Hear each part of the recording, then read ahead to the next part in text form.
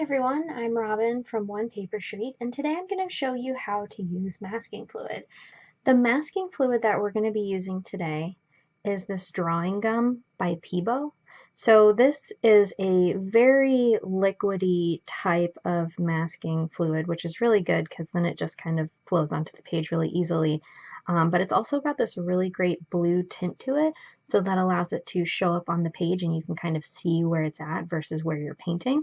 So this is a really good fluid and I really like it. The other thing that I'm going to be showing you is a handwriting nib. So normally you would dip this into ink and you would use it to do hand lettering and really fine point lettering, but we're going to use it for masking fluid.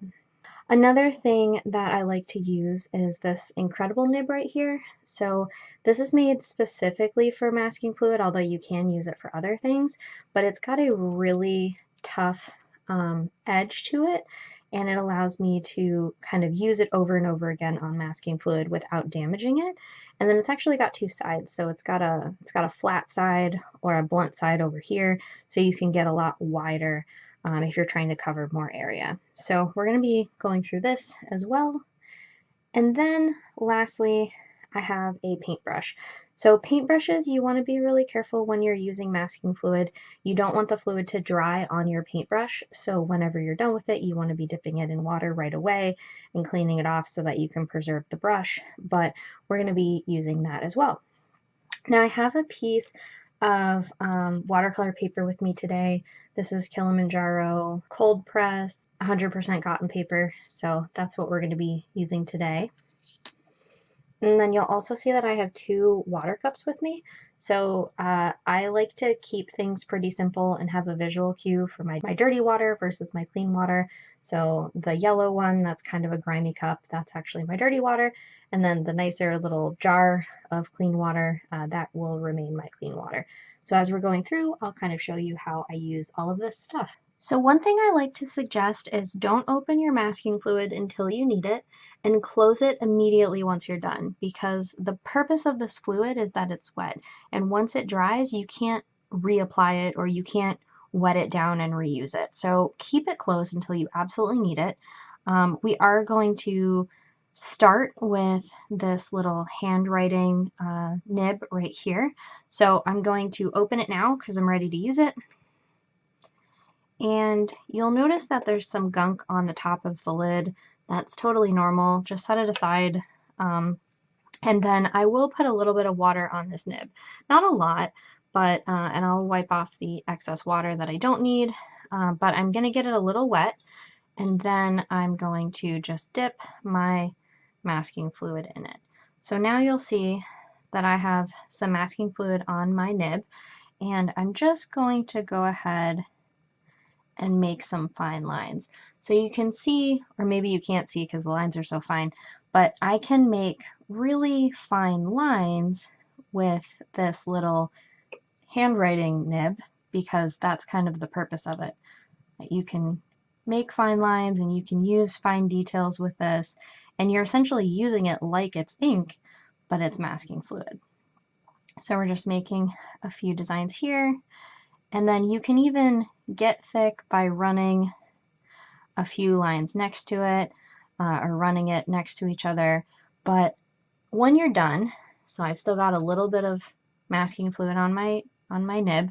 When I'm done, I'm going to go ahead and put it in that dirty water cup, and I'm going to get the fluid off of it. And if there's any fluid left on it, like maybe something dried during the process, I can just go ahead and pick it off because it's metal. So this is really easy to clean.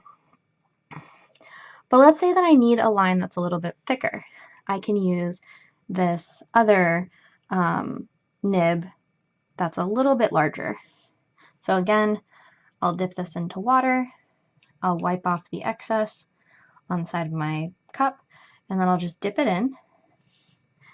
And here you can see that again, I do make a line with my masking fluid, but it is a thicker line than the one I created with my handwriting metal nib.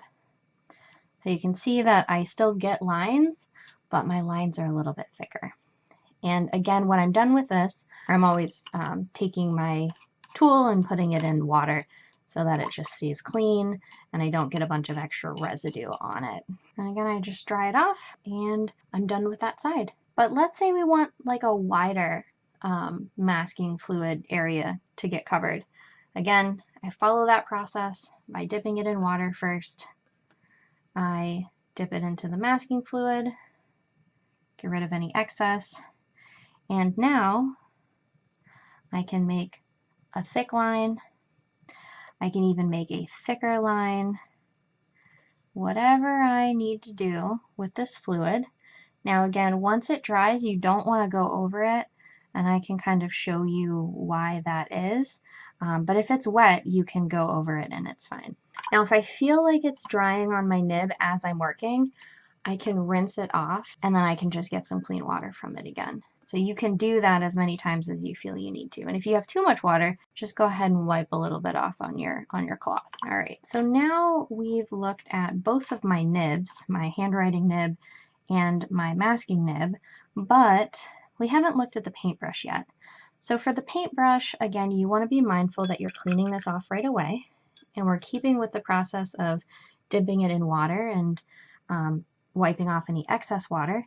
But here you can get a little bit more creative with it because you have a little bit more movement in your brush than you would with your other utensils. So here I can make a circle. I can color it in with masking fluid if I want. So maybe I'm making a moon in a landscape. I can make curves. I can do whatever I feel like I need to. I just need to have enough on there so that it covers the paper. And then again, when I'm done, I can just rinse off my brush, dry it off, and here I go. Now I have a clean brush. So the last thing that I want to show you is what happens if you take wet fluid over fluid that's starting to dry. And depending on whether or not I'm catching it at the right time, this may or may not work. But sometimes I've found that when your fluid's starting to dry and you put more fluid over top of it, I don't know if you can tell, but it's actually pulling away. It's like catching on the fluid that's partially dry, and it's actually pulling it away from the paper. So once you start working with fluid, you want to let it dry before you apply anything else, or you want to kind of avoid touching it to another section of the already masked paper, because that will mean that it will start to pull up the masking fluid that's already there. All right, so my masking fluid is dry, which means I am ready to apply some paint. So as I start to run my brush over the masking fluid, you'll see that it almost just rejects the paint, like it pushes it away from the fluid and it kind of pools. It doesn't really get situated, it sort of just works its way off. And then once this is done, we'll come back and we will take the fluid off and see how it goes. Okay, so the paper is dry and we are ready for the masking fluid to come off. And what I use to remove masking fluid is a kneaded eraser. So I use this Faber-Castell one. I have two, one for drawing, one for removing masking fluid specifically. I am just gonna pop this out, and basically you can put it in whatever shape you want. You can knead it, which is why it's called a kneadable eraser, but I'll essentially just take this and I will run it over top of my paint. And as I do that, I'm getting the masking fluid off without adding any oils from my hands. And you'll see that it does pick up a smidge of paint, but it's honestly not very much.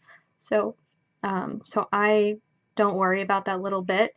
You still have the same colors, you still maintain the same colors on the paper, but you do want to do it gently. You don't want to, like, you know, just dig in and try to put a lot of weight into it. You're just kind of lifting it gently and you're being patient and you're just sort of working it out.